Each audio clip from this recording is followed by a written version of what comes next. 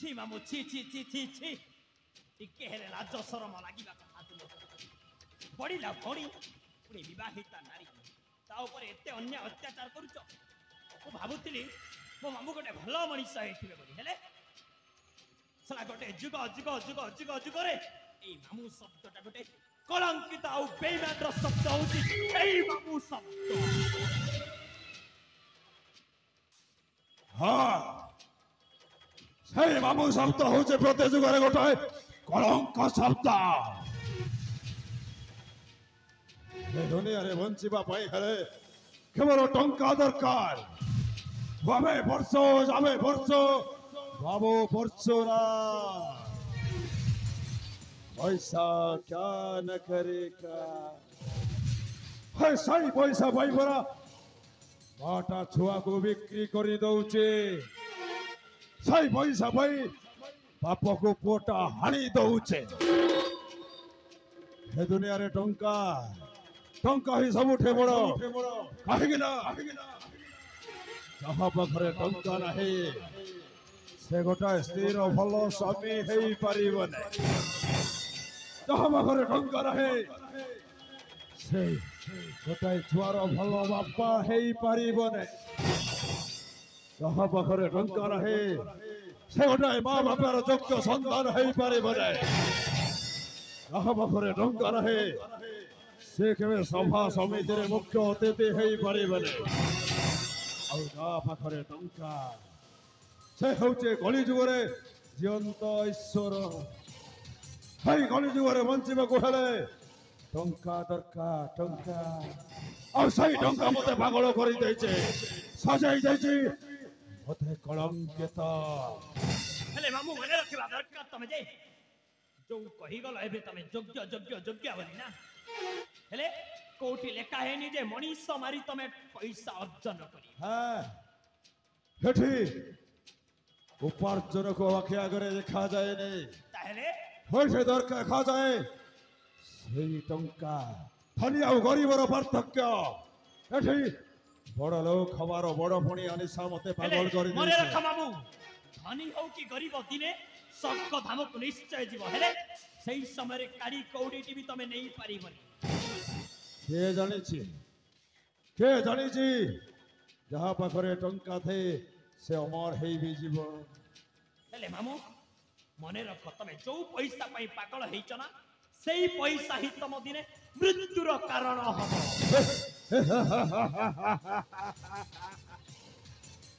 ସାମାନ୍ୟ ତୁଚ୍ଛ ଭାଳ ଗୋଟିଏ ମତେ ଦଉଛୁ ଉପଦେଶ ବଞ୍ଚିବାର ଇଚ୍ଛା ଯଦି ଅଛେ ତମକୁ ବଞ୍ଚେଇବାର ଇଚ୍ଛା ଯଦି ଥାଏ ତାହେଲେ ଏଇ ରାଜ୍ୟର ଅଧା ସମ୍ପତ୍ତି ହାଣି ମତେ ଦେଇଦିଏ ଏ ରାଜ୍ୟର ଅଧା ସମ୍ପତ୍ତି ବହୁତ ଦୂର କଥା ହେଇଗଲା ମାମୁ କାଡ଼ି କଉଡ଼ିଟେ ବି ମିଳିବନି ଏ ଜୀବନ ପଛେ ଚାଲିଯିବ କେବେ ମଧ୍ୟ ତୁମ ପାଖରେ କାପୁରୁଷ ହେଇ ବଞ୍ଚିବୁନି ଆମେ ତେଣୁ ମୋ ମାକୁ ମାରିବା ପୂର୍ବରୁ ପ୍ରଥମେ ମତେ ମାର ଯଦି ତମେ ମାରିବାକୁ ଏତେ ଇଚ୍ଛା ହଁ ମାରିଦେବି ଗୋଟାଏ ଗୋଟାଏ କରି ସମସ୍ତଙ୍କୁ ମାରିଦେବେ ତମ ଭଣଜାକୁ ବି ମାରିଦେବ ତମେ ହଁ ମାରିଦେବେ ଛି ମାମୁ ଛି ମୋ ପାଖରେ ସମ୍ପର୍କର ମୂଲ୍ୟ କିଛି ରହେ ମୋ ପାଖରେ ଭାଇ ଭଉଣୀର ସମ୍ପର୍କ ନାହିଁ କି ମାମୁ ଭଣଜାର ସମ୍ପର୍କଟା ନାହିଁ ସେଇ ଟଙ୍କା ପାଇଁ ମୁଁ ଭୁଲିଯିବି ସେଇ ସମ୍ପର୍କରେ ବନ୍ଧା ଜୀବନ ବୋଲେ ତମେ ଯେତେବେଳେ ଆଳ ପାରିକୁ ଚାଲିଯିବ ନା ମାମୁ ସେଇ ସମୟରେ ତମ ଏଇ ସମ୍ପର୍କ ଥିବା ଲୋକ ହିଁ ତମକୁ କାନ୍ଦିବେ ଆଉ ଯେତେ ଧନ ସମ୍ପତ୍ତି ରଖିଲେ ମଧ୍ୟ କିଛି ଲାଭ ହବନି ମାମୁ ଦରକାର ନାହିଁ ସେ ସମ୍ପର୍କ ଦରକାର ନାହିଁ ସେ ଭଲ ପାଇବା ତମେ ଦି ଜଣ ବଞ୍ଚିବାର ଇଚ୍ଛା ଯଦି ଥାଏ ତାହେଲେ ଏଇ ରାଜ୍ୟର ଧନ ସମ୍ପତ୍ତି ମତେ ଆଣି ଦିଅ ନା ମାମୁ କିଛି ଦେଇପାରିବୁନି ମାମୁ କିଛି ଦେବୁନି ଆରେ ଏଇଠି ମାରିଦେବେ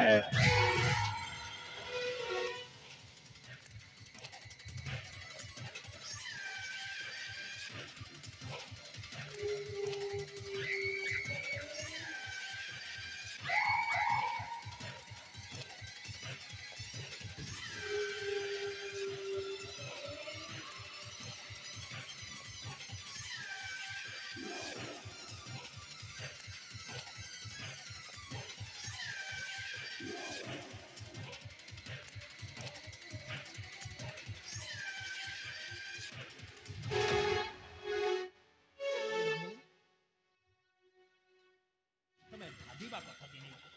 ମୋ ପିତା ପାଇଁ ତମେ ଆଜି ଯାହା ବି ପାଇଛ ସବୁ କିଛି ପାଇଛ ହେଲେ ଆମର ଅଇଁଠା ଖିଆ କୁକୁର କହିଲେ ମଧ୍ୟ ତମର ଅତ୍ୟୁକ୍ତି ହବନି କାହିଁକି ନା ମୋ ପିତା ହିଁ ତୁମକୁ ଲାଳନ ପାଳନ କରିଛନ୍ତି ଆଜି ତମର ଏତେ ସାହସ ହେଇଗଲା ଯେ ଆମ ଉପରକୁ ଆକ୍ରମଣ କରୁଛ ଛି ମାମୁ ଛି କୁକୁର ଭଳି ଯୋଉ ସମ୍ବୋଧନଟା ଦେଲ ତୋ ବାପା କଣ ମତେ ଏମିତି ବସିକି ଖାଇବାକୁ ଦେଇଛି ହା!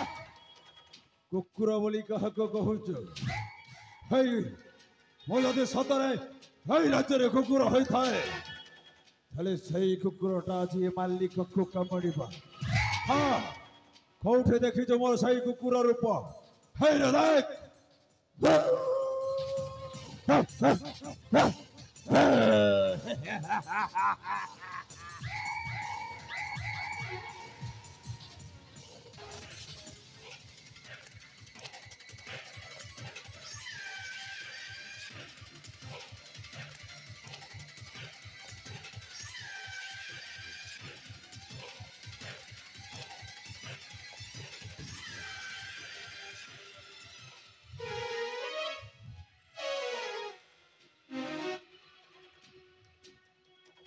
ମାମୁ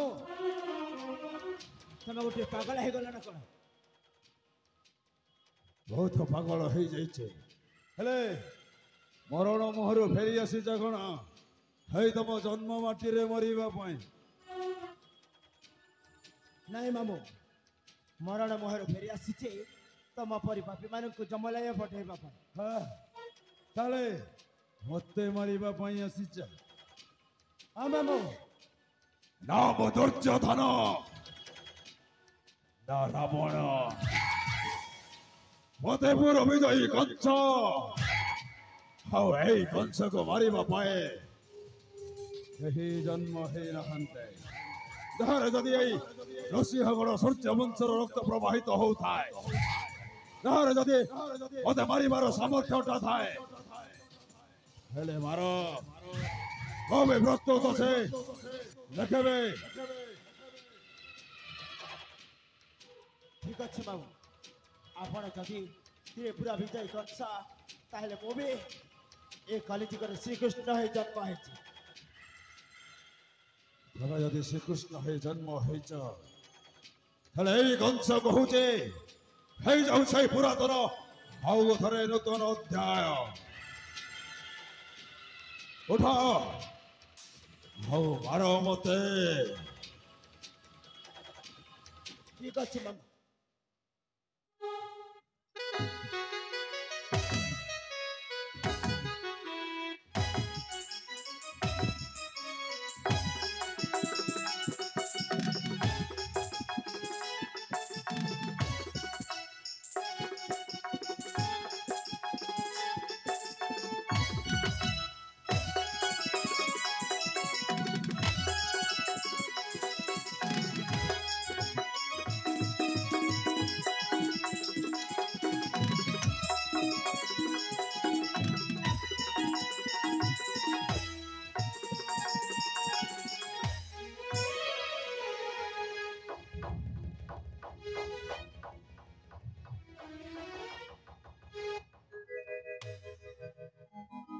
ମା